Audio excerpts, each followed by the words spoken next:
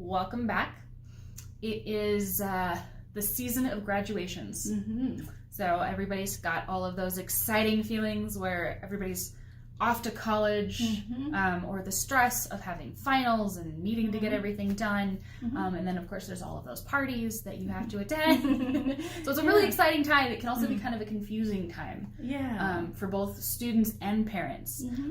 So what are some of the mental wellness issues that parents and seniors should be aware of as they're navigating this like big, massive transition? Yeah, I think that's a great question. For both high school and college, I think you're approaching this enormous transition, right? In high school, you're approaching this transition either into the world or into college. And then in college, when you're graduating, you're oftentimes like emerging into the world for certain, and there's going to be a higher level of expectations of you. And so some of these things that, feel really concerning and ambiguous and enormous to our seniors, right? So essentially trying to help guide these folks through life and letting them know that not all the decisions are permanent, because there is a sense of permanence that comes up. A lot of existential issues come up around graduation. What am I gonna do? Right. What do I do? And, parents are going through transitions as well, whether it's empty nest or just adjustment to one child leaving the home or whatever might be happening. There's a lot of excitement about all these things, and we want to move forward, and we feel like we need to be excited only, right? And there's that word that comes in, we should be excited about this. Why am I feeling anxious, or why am I feeling scared, or why am I feeling depressed or overwhelmed? And I think it's just allowing both to be there. Excitement and anxiety are very similar to each other. Excitement has a positive outlook. Anxiety has a negative outlook to it. Interesting. I never thought of that. Yeah, and so with that, it's very easy to cross over in either direction, and really common for seniors in high school or college to start to feel some of those feelings and start to feel scared about entering the world around them in a different way and having different expectations made of them. What is it to be an adult? Pop 18, I'm an adult? What does that mean? I don't even know when I became an adult. So, and I think it's part of helping with that is to acknowledge that it's a period of change, but that the expectations come slowly, right? Like, I don't know anyone that hires, somebody 18 or 19 years old and expects the work of a 38-year-old, right? Like, the world does, allow for a gentle entry on some level. And if they're not in an environment that allows for that, that's toxic, and it's probably best that you can address you that. move on. And really, encouraging, because these are the times where what I often refer to as the trauma jobs come in. So the trauma jobs are those jobs that, an 18-year-old or a 22-year-old gets, and they have maybe an unreasonable supervisor that's hammering them with things, and they don't feel like they're adding up, and then maybe there's a layoff, or maybe they, wind up on a performance improvement plan because they're adjusting to so many things. These kinds of toxic environments, I think youth in this area need a lot of guidance, that it's not abnormal to have some early trauma jobs, as we'll call them, because these right throughout life. I often will meet somebody 28, 29 years old that is struggling with the feeling that they're not actually meant for the workforce. They're not capable, right? And it's because they've had a couple of these jobs in the past and they're not sure about their abilities. And I think we all take time to mature and grow into our positions, and just being really supportive and curious, but also being educational and helping, helping folks, or helping, these seniors, these graduates kind of emerge into the workforce in a supportive way that helps them acknowledge when they're really in a toxic environment is one of the things we can do. What are some good communication strategies for parents, or maybe even for employers who have some of these young people that are emerging into their first job? It can be kind of a difficult, different generations talking to each other. What are some good communication strategies to help with that anxiety? That's a great question. When I think of it, I think about the position you have to be in before you start to communicate, right? And so I think understanding that the position is in between two places, and so it's like almost like two walls, right? Where the communication has to transpire in between. And each person will likely need a little more pressure on one wall or the other, right? And the two walls are, how do you keep somebody accountable, right? And making sure that they are doing what they need to do, right? Because we can struggle just with the pure fact that we have any expectation of us. And so holding a firm sense of accountability while also being compassionate and curious about how hard that is for the person. And so, again, not getting into judgment around it. Like a lot of times this piece can come in with a judgment, and then this piece is a little harder to instill at that point.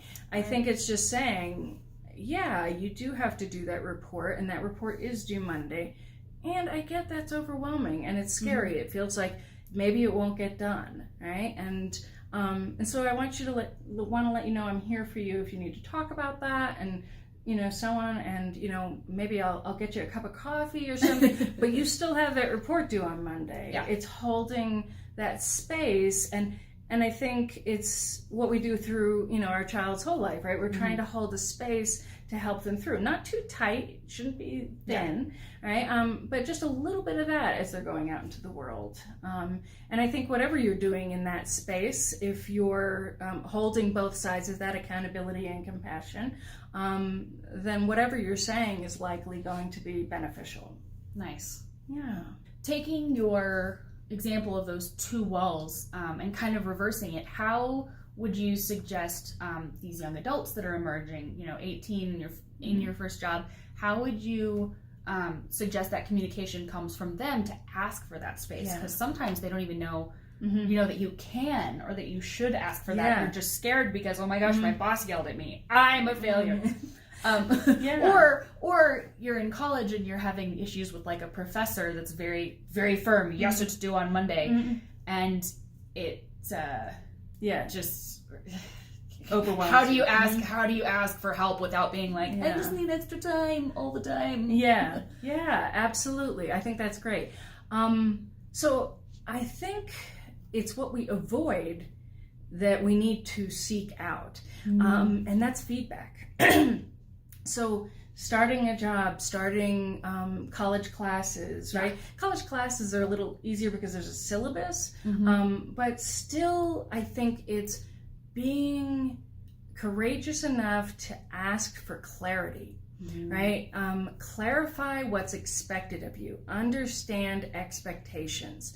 Get as much information as you can about the expectations of a professor, of a new supervisor in the workplace. The more clear you are on what people are expecting, the less afraid of it you will be. Also, feedback. I think over time, folks can sometimes learn to dread feedback from somebody.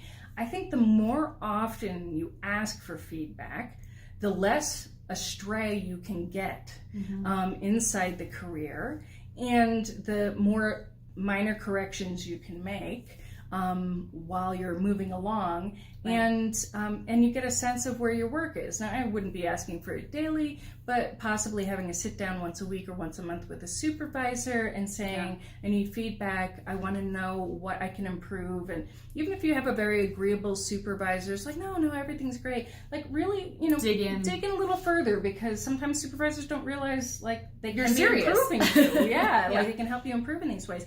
And so I think sometimes we're afraid to ask those questions. And so I think asking for those questions so you can get, clarity on where you're going and what the expectations are of you, so you don't feel as lost.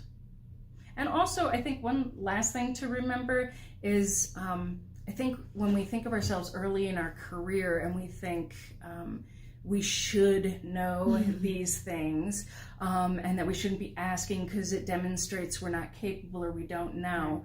I think the hallmark of a mature professional is continually asking these things, is being open to them, and that we get the feedback. And feedback is in no way saying one is wrong or bad, but feedback is saying, oh, like, you know, let's move over here a little bit or move over there, and for that job that works, and for another job it might work differently. So you're just learning what this position is requiring of you, not whether or not you're good as a human being. Like, that's not what feedback means, right? And even if somebody wants to, you know, portray it that way to you as supervisors, like, you don't know how to do X. You're lazy. You know? No, I just don't know what you want from me. And so they can put that intention behind it, but you can choose to receive it differently.